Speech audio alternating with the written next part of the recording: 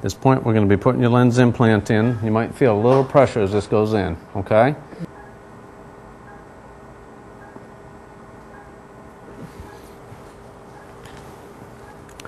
Now, first thing I do when I get the lens is look at the haptic and make sure it's extended towards the tip with the point of the haptic pointing to my left.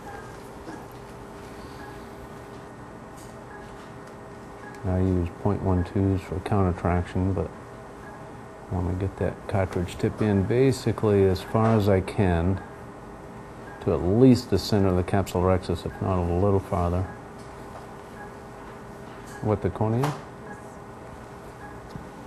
And at this point, I start advancing the plunger, watching the tip of the haptic, and I can adjust it by rotating. Basically, I want that haptic to come out within the capsular bag on the plane of the capsular bag. And as the optic starts extending beyond the tip, then I rotate my left hand only, allowing that optic to come out on plane in the capsular bag.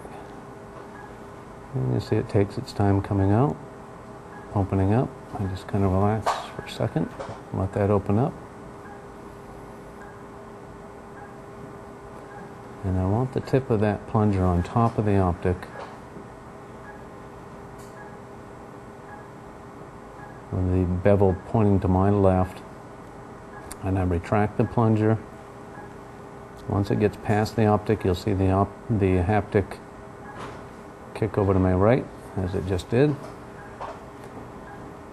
Now I adjust the bevel right at the junction of the optic and the haptic, and engage the plunger on the haptic. And you can see the forces are going to direct that right into the capsular bag. And it will just automatically release.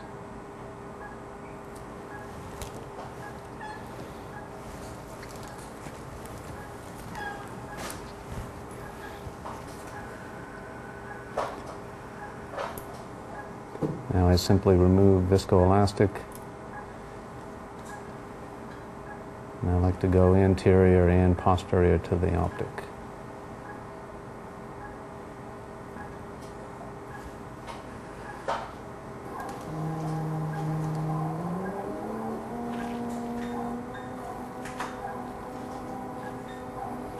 Try to get as much out anteriorly as I can first.